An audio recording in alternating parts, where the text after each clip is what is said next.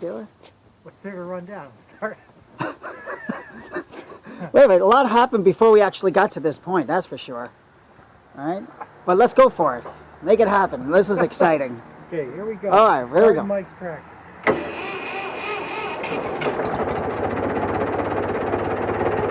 How about that? That sounds better than my car. Are you kidding me? Holy mackerel.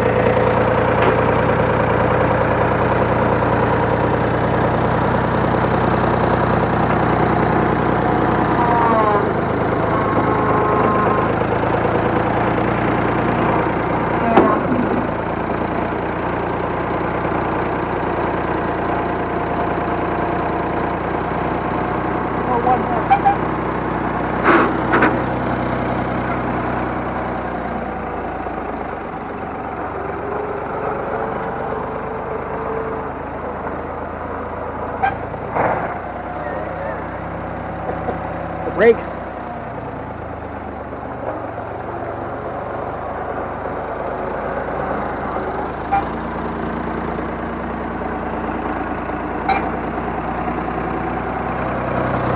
What about the 3-point hitch? It won't go up right now. Oh. I don't know why. Maybe that thing is too heavy. No, I don't think so. I don't see low on oil. Yeah.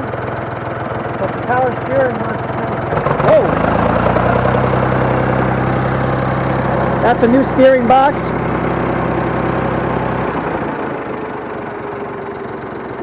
I was hoping you'd show up before it got dark. Yes, sir. That's Mr. Kevin Finney right there. Infamous? The infamous. Right here in South Salem, New York. Took this tractor from has-been to superhero. Still got a ways to go, Mike. Oh, yes. Run and drive. Man, that thing sounds better than many cars. It's obvious the valves need adjusting. I can hear them rattling in there. Right. But, you know, short of it not charging, everything else right now is working, which is amazing for what it sat through. Oh, nice.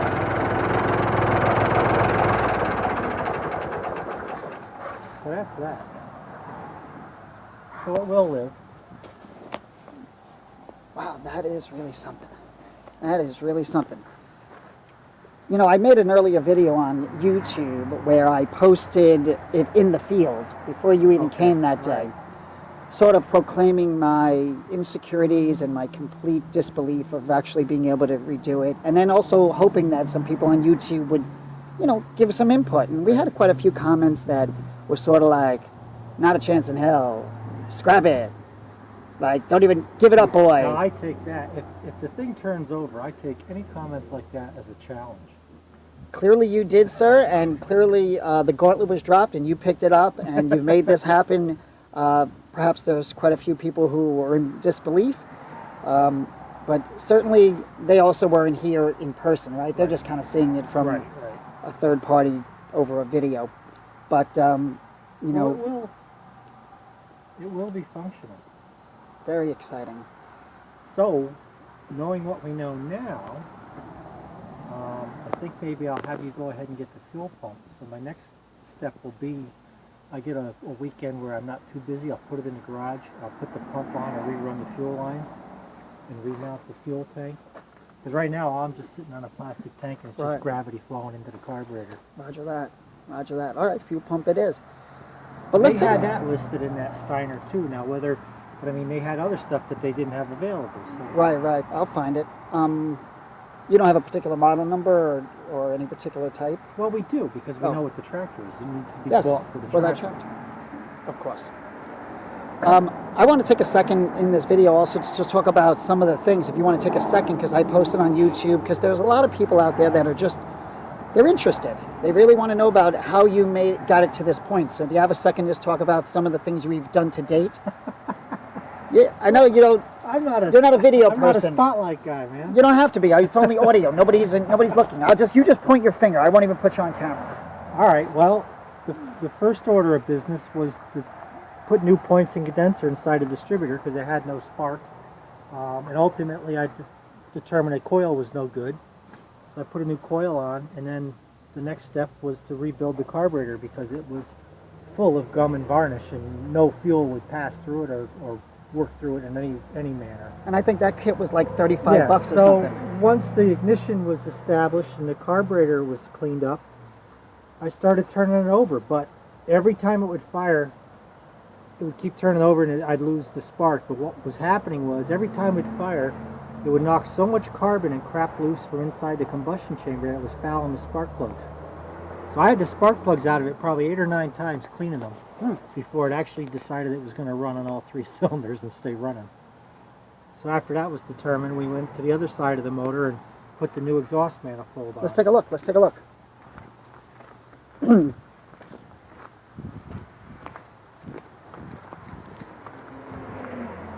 So there's the exhaust manifold for all its beauty. It was a bit of a challenge to take off because the long bolt was rusted off flush with the manifold, and it was rusted into the manifold the whole way. So what I ended up doing was taking the Sawzall and slicing the manifold lengthways here, and then splitting it open with a chisel, and that released it from what was left of that stud. The rest of them actually turned out, which was pretty amazing. So that's where we're at. It does start, it does run, it does drive. The next thing is to fuel pump is down in the front of the motor. I don't even think you can see it, but it's down there. We got to change the fuel pump and then see about making it charge. Hold on, we forgot about that. Oh, and let's not forget that little bad boy. the biggest obstacle from being functional was the fact that the steering gear was broken internally. So it wasn't that big of a deal to change it. It was a matter of taking the cowl and the fuel tank off and gaining access. And then once Mike located the rebuilt steering box, it was just a matter of putting it on. So that wasn't too big of a deal, really. Right, roger that, roger that. So there you go. The starter actually works, but midway through the process, the starter drive broke.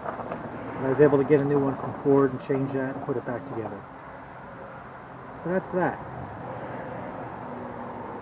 Amazing, amazing. And as you saw, the transmission seems to be behaving pretty well. It's got one forward gear and one reverse. I can't find any other forward gears right now. I'm not too scared because what I'm going to end up doing is taking the top off where the shifter is. My guess is either the shifter itself is rusted up or the sliders for the gears are rusted on the main shaft. And I think it's something that will probably be able to be freed up without taking the whole thing apart. Nice, very nice. Because like I said, there was a lot of water in the bottom of these cases. Right, you open that up. Out of the rear differential, out of the transmission, there's several drain plugs at all the low points. I probably took 7 or 8 gallons of water out of the bottom. So there was definitely some water. What's your assessment? How many years do you think this was sitting in the field before we came to resurrect it and save it? I think you said it was about 8 years. I couldn't even say for sure. You know, these were left guests from, church members that were there. For those that are just seeing this video, this tractor, Ford 4400 Industrial, was in the back of a church that my son was doing some work with, and I just saw it in the back field, and I went over to the church folks and I spoke to them about it, and I told them about farmer aspirations and sort of my desire to grow fruit, and they were generous to sell it for the cost of the scrap metal, and that was sort of the beginning of the genesis, if you will, and so that's really the start of it. And so, well, if you're watching this video, just recognize that if you keep your eyes open, you could in fact have an opportunity to put all the right pieces together, even if you don't have the skill or the knowledge like I don't. If you just look around, there's always going to be good people that are available to contribute and share and try to make the dreams come true. So with that, I'm going to sign off, and let me give you the shot of what this 4400 Industrial looks like as it's being worked on.